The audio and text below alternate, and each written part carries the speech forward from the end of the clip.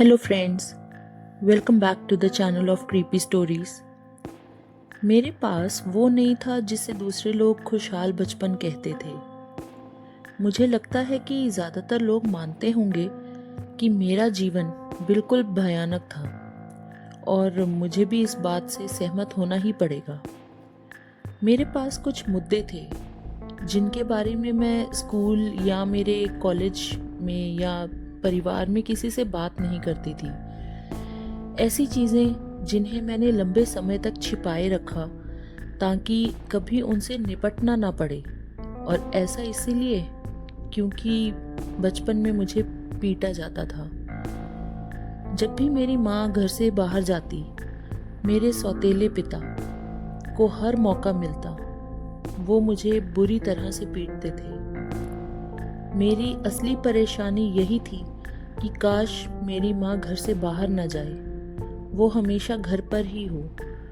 लेकिन उससे भी ज़्यादा मैं ये सोचती थी कि क्या मेरी माँ को ये सब पता है कि मेरे साथ क्या होता है, या उन्हें पता होने के बाद भी ये सब अत्याचार मुझ पर हो रहे हैं, या ये सब सिर्फ एक मेंटल इशू था। वो मुझे दिन में ही अपने कमरे में भेज देते थे और बाथरूम के अलावा किसी और चीज़ के लिए बाहर नहीं आने देते थे। वो एक और काम बहुत अच्छे से करते थे, मुझ पर चिल्लाना और डराना। उस वक्त मैं सिर्फ 7 साल की ही होंगी और वो कुछ 20 की दशक के जेलर की तरह मुझ पर चिल्लाते थे। घर में कुछ भी होता, छोटी या बड़ी कोई भी चीज़ इधर से उधर हिल भी जाती तो वो मुझे कोसने लगते, यहाँ तक कि वो मुझे धमकाना भी शुरू कर देते थे। ये सब जानकर भी मेरी माँ उन्हें कुछ नहीं बोलती थी। मुझे समझ नहीं आ रहा था कि ऐसा क्यों हो रहा था। क्या उस आदमी से मेरी माँ भी डरती थी या वो इन सब में शामिल थी? कई बार तो ऐसा हुआ कि जब मैंने कार में जाते देखती थी मम्मी को तो मैं घर से भाग जाती थी, क्योंकि उनका जाना मतलब मेरी पिटाई होना। उम्र के साथ साथ बचपन में हुई हर बातें मुझे कड़वाहट सी लगने लगी, पर कुछ बातें ऐसी होती हैं जो याद बन के हमारे दिमाग में रह जाती हैं, ऐसी याद जो दर्द को दूर भी नहीं कर पाती, बस दर्द बन के हमारे साथ रहती हैं। वो मस्ती भरा कमरा, द रैम्पल्स रूम। एक वीकेंड की बात है, मेरी माँ को कुछ काम से बाहर जाना पड़ा। मुझे उस आदमी जो कि मेरा सौतेला बाप था उसके साथ छोड़कर। जैसे ही दरवाज़ा बंद हुआ और इंजन चालू होने की आवाज़ सुनाई दी, उसके तेवर बदल गए, आंखों में घृणा आ गई। पहला वार हमेशा भयानक होता है, इसीलिए मैं तैयार थी। मैंने खुद को मेंटली प्रिपेयर रखा था। उसके बाद का वार जैसे ही मुझ पर पड़ा, मैं ज़मीन पर गिर गई। मुझे जैसे आसमान में तारे नजर आने लगे। मेरा दिमाग बंद हो गया था। मैं हमले को महसूस ही नहीं कर पा रही थी, बस सुन्न होकर जमीन पर पड़ी रही। पर इस बार कुछ अलग था। अजीब सी शांति थी। मैंने खुद को एक कमरे में गिरते हुए पाया। उस कमरे की दीवारें पीली और मेहरून रंग की थीं, और तो और जमीन की टाइल्स का रंग भी दीवारों के जैसा ही था, पीला और मैरून। कहीं एक लाउडस्पीकर पर गाना बज रहा था और उस जगह के ऊपर एक साइन बोर्ड लटका रहा था, वेलकम टू द रैम्पल्स रूम। मैंने जब अपने आसपास देखा तो मुझे कुछ इंडोर गेम्स के हॉल जैसा लगा। वहाँ बम्पर कार का सेट, बॉल पिट, वीडियो गेम स्लाइड्स और कई और खिलौने जो हमेशा एक बच्चे को चाहिए होंगे, सब वहाँ मौजूद था। मैं उलझन में थी कि पर अंदर से मुझे लग रहा था कि मैं सेफ हूँ और इन सब चीज़ों से खेलकर मैं अपना दर्द भुला सकती थी। तो मैंने खेलना शुरू किया। मैंने अपना समय उस रूम का मज़ा लेते हुए, दिल खोल कर खेलते हुए बिताया। लेकिन फिर एक आवाज़ आई, जैसे कि किसी तरह का अलार्म बज रहा हो। रैम्पस रूम के सभी बच्चे, रैम्पस रूम अब बंद हो गया है। हमें उम्मीद है कि आपने यहाँ अपना समय आनंद पूर्वक बिताया होगा। अगर आपको कभी भी हमारी ज़रूरत पड़े तो हम आपके लिए यहाँ हमेशा मौजूद रहेंगे। मैं अपने कमरे में थी जब मुझे होश आया। मैंने डैड को देखा तो वो मुझे चोट नहीं पहुंचा रहे थे और ना ही खून बहने दे रहे थे। फिर भी मुझे बहुत दर्द हो रहा था, जैसे मैं पूरी तरह थकान से भरी हुई थी। मैंने खुद को अपने बिस्तरे पर खींचते हुए मुस्कुराना शुरू कर दिया। मैं हफ्ते में कम से कम एक दिन मौज मस्ती के कमरे में बिताती थी। वो कमरा मेरे लिए स्वर्ग का एक छोटा सा टुकड़ा था, मेरे डैड की पिटाई की पीड़ा से बचने का एक मात्र साधन। हर बार जब मैं जाती थी तो वहाँ मैं हमेशा अकेली होती थी, तो मैं बोर होने लगी।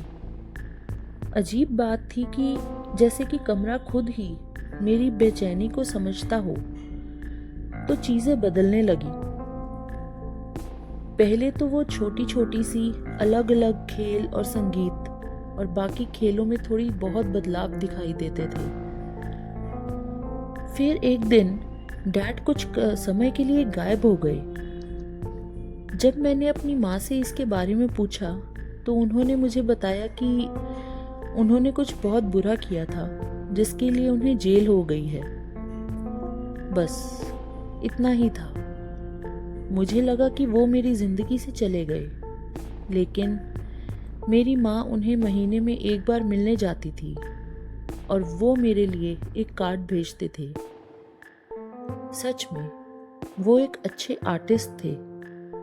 धीरे धीरे उनकी मार पिटाई भूल गई मैं, लेकिन मेरे दिमाग में कहीं कुछ घाव इस तरह से घर कर गए थे, और एक खुला घाव जो कभी ठीक ना हो। मुझे 1 साल से ज्यादा समय हो गया था उस रैम्पस रूम में गए हुए। क्या मैं वहां दोबारा नहीं जा पाऊंगी, क्योंकि वहां तो मुझे सिर्फ डैड लेकर जाते थे। कुछ समय बाद मुझे कुछ और अपने जैसे बच्चे मिले जो कि घर में मार पिटाई के शिकार हो रखे थे। वो सब भी उस कमरे में जाते थे। कुछ समय बाद मेरा डर बढ़ने लगा। जब भी हम सब उस कमरे में जाते, वो हमेशा कुछ न कुछ बदलाव सा दिखाई देता था। मैंने पहले तो इस पर ध्यान नहीं दिया, लेकिन जैसे जैसे मैं आगे बढ़ती गई, कमरे का अंधेरा कोना बढ़ता गया। आखिरकार प्लेग्राउंड गायब हो गया। छाँव ने उसे निगल लिया था। जब मैंने एक दूसरे को यह बात बताई तो उन्होंने बोला कि हमें तो कोई प्लेग्राउंड याद नहीं, चलो कुछ और खेलते हैं। पर एक ने बोला कि कमरे का अंधेरा हिस्सा बड़ा होता जा रहा है। मुझे ये पसंद नहीं आया। इतने में पीए दोबारा से बज उठा। रैम्पस रूम में सभी बच्चों, अब बंद करने का समय हो गया है। हमें उम्मीद है कि आपने यहाँ अपना समय अच्छे से बिताया। हम हमेशा आपके लिए यहाँ उपस्थित रहेंगे, लेकिन याद रखें, अंधेरे स्थान से दूर रहें। मेरे अंदर सवाल चल रहे थे कि अंधेरा स्थान है क्या आखिर। मैं जानना चाहती थी कि यह क्यों बढ़ रहा है और हमें वहां जाना अलाउड क्यों नहीं है। लेकिन कोई भी शब्द बनाने से पहले ही मैं जाग जाती थी। इन सब का जवाब मुझे होश में रहते तो नहीं मिल सकता था, और वहाँ जाने के एक ही रास्ता था कि डैड जो करते थे वो मेरे साथ दोबारा हो। मुझे कोई हरकत करने की ज़रूरत ही नहीं थी। 2 दिन बाद वो दिन आ गया। मुझ पर पहला वार हुआ। फिर क्या था, मैं उस रैम्पस रूम के करीब जाते जाते सोच ही रही थी कि क्या हो कि अगर वहाँ उस रूम में फंस गई तो। जब मैं वहाँ पहुँची तो वो रूम आधे से भी ज़्यादा छोटा हो गया था। बच्चे अभी भी खेल रहे थे। फिर मैं उस कालेपन पर ध्यान दे पा रही थी जो कि बढ़ता ही जा रहा था। मैंने आगे बढ़कर अंधेरी जगह पर पैर रखा तो इतने में पीछे वाला रूम गायब हो गया। वो जगह रूम से बिल्कुल अलग थी, खाली और ठंडी। अंधेरे के बीच में एक गुड़िया अपनी खुद की लाइट बिखेरते हुए। मैंने उस गुड़िया को देखते हुए इतने गुस्से से भरी हुई थी कि मेरा मन कर रहा था कि सारा गुस्सा उस गुड़िया पर निकाल दूं। सब कुछ कांप उठा। और वो क्यों? क्योंकि मैंने अपने गुस्से से उस गुड़िया का सिर उखाड़ दिया था। जैसे ही खाली जगह में भूकंप गूंज उठ रहा था, गुड़िया के अंदर से सैकड़ों हाथ बुझाएं बनकर उसके धड़ को अंधेरे से मुक्त हो रहे थे। मैंने डर के मारे देखा कि हजारों बेबी डॉल्स से एक मानव बन गया जो कि बहुत मुक्त हो चुका था वहां से, और वो भाग गया। मैं तब तक भागती रही जब तक मुझे रोशनी दिखाई ना दी, और अचानक मैं फिर से रैम्पस रूम में थी।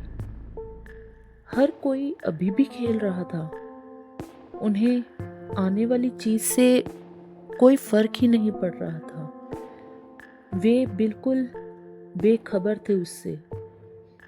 मैं भागती रही जबकि मैंने देखा कि वो मानव अंधेरे से खुद को निकाल रहा था।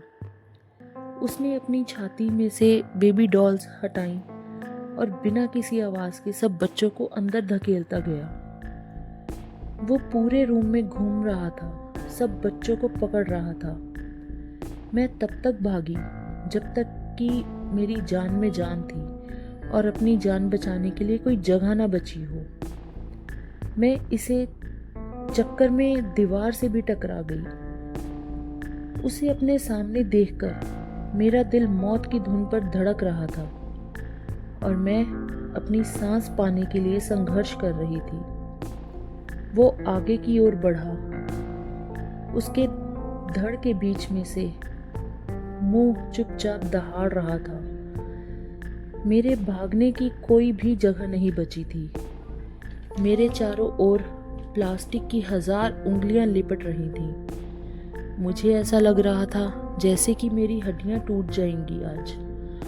मैं डर से चीख पड़ी और इतने में वो पीए की आवाज फिर से बोली, रैम्पस रूम में आने के लिए धन्यवाद।